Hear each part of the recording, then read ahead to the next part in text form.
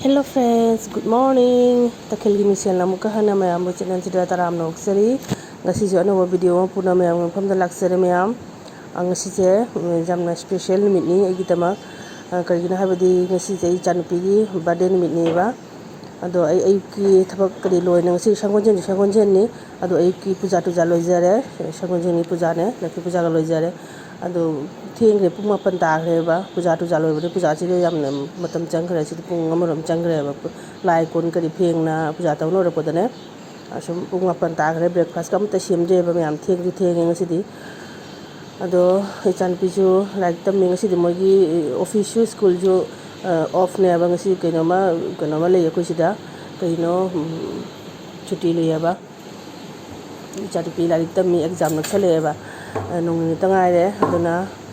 marlan thamgre doi breakfast sem ge tawri ngasi di katang special tawga na breakfast ju tanga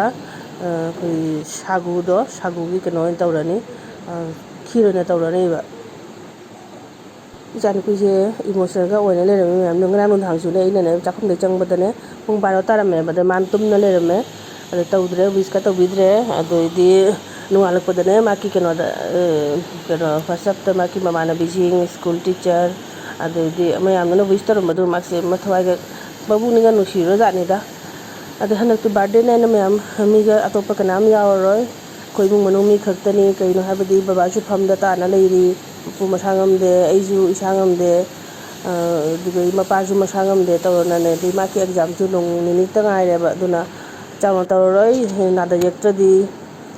mathang chahi de sum khatang chawna habadi mi myam kauraga ne sum khatang chawna tawbi ga na khali myam isona kari tammi ba nongdam bana kari tammi ba du dikhangre adoni myam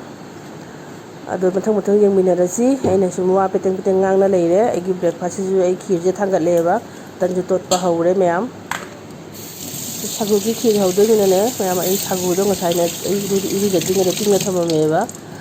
punga maram tingne sagu je siga cham ko to na padana thamme uji ai hapchan hirane si sangom du shaw gra ba ngasai na ado elas ka tespata ga ngasai na hapchan gra sagu je phajana sabu je mapop chaw bu sabu du ni ba aji samra phajana thamme sigi khir haude ni myam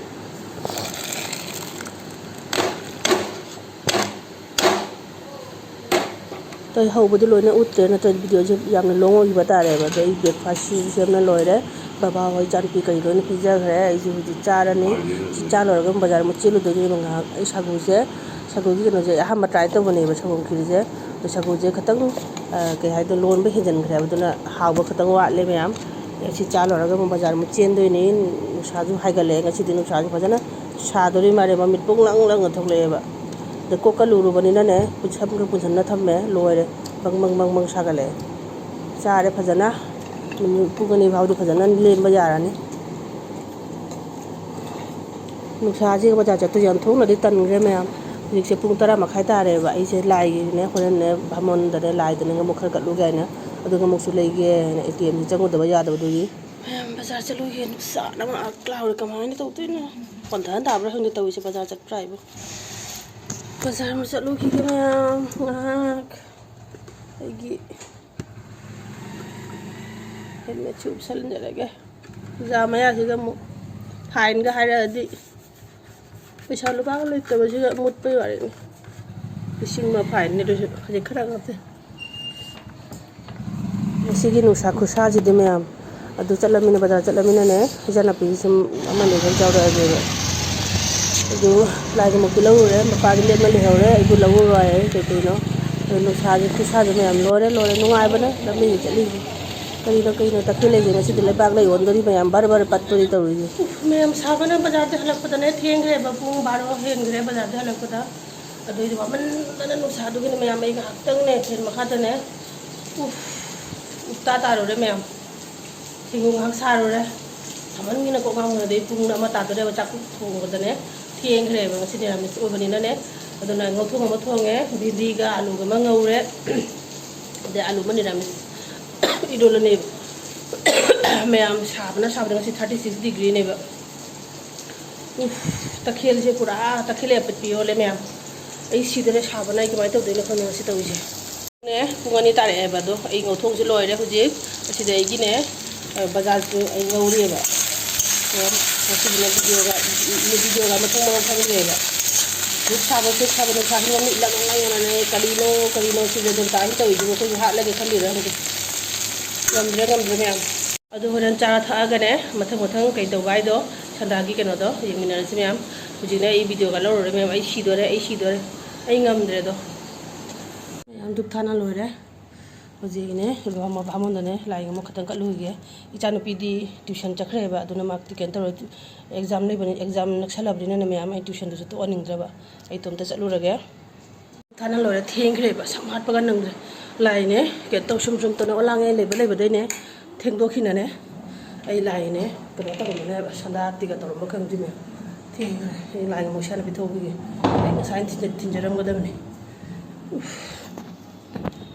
ꯏꯆꯥ ꯆꯥꯎꯗ꯭ꯔꯁꯨ ꯃꯃꯥ ꯑꯩꯅ ꯅꯤꯔꯁꯨ ꯌꯥꯝ ꯍꯥꯟꯅꯤꯡꯗ꯭ꯔ ꯃꯌꯥꯝ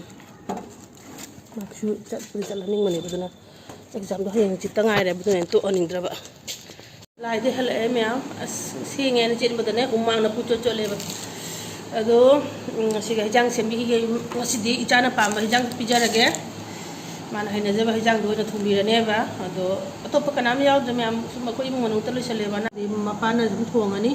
ꯑꯗꯣ ꯑꯩꯅ ꯆꯥꯛꯇꯅꯤ ꯊꯣꯡꯗꯣꯏꯁꯦ ꯍꯤꯟꯖꯥꯡꯁꯨ ꯃꯥꯅ ꯍꯩꯅꯕ ꯍꯤꯟꯖꯥꯡꯇꯅꯤ ꯊꯣꯡꯕꯤꯗꯣꯏꯕ ꯑꯇꯣꯞꯄ ꯍꯤꯟꯖꯥꯡꯗꯤ ꯊꯣꯡꯉꯔꯣꯏ ꯑꯗꯨꯒ ꯃꯥꯒꯤ ꯇ꯭ꯌꯨꯁꯟꯗ ꯍꯜꯂꯛꯄ ꯂꯧꯕ ꯆꯠꯈꯤꯑꯕ ꯃꯄꯥꯅ ꯑꯗꯣ ꯍꯜꯂꯛꯑꯒ ꯀꯦꯛꯇꯨꯁꯨ ꯀꯛꯍꯜꯂꯅꯤꯕ ꯀꯦꯛꯄꯨꯗꯤ ꯂꯥꯛꯑꯦ ꯃꯣꯕꯥꯏꯜꯁꯤꯅ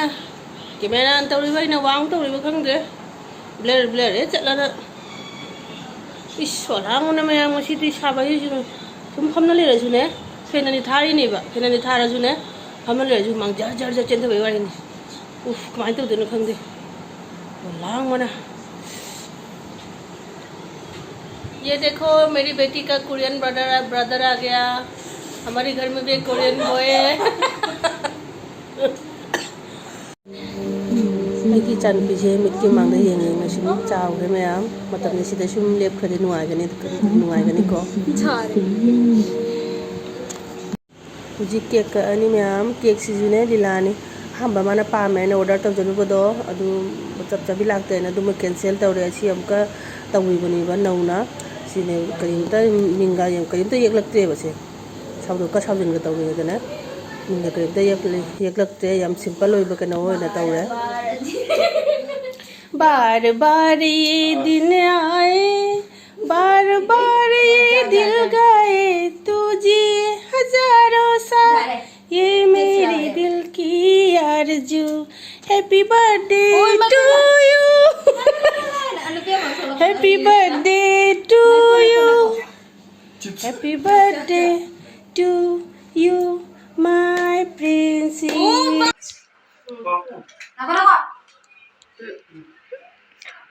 Mangningam de chide handak.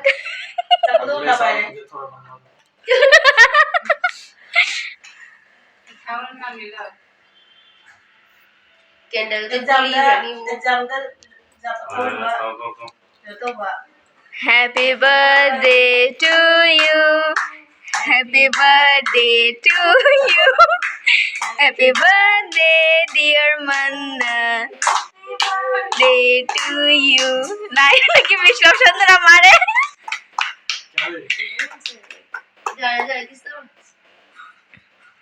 Tahu kan?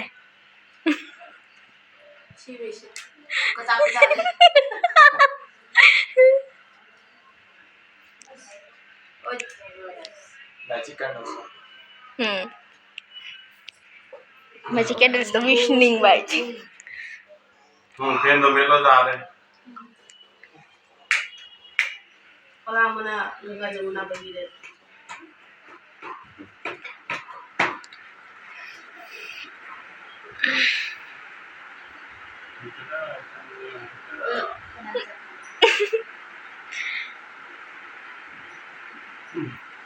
Oh, ini.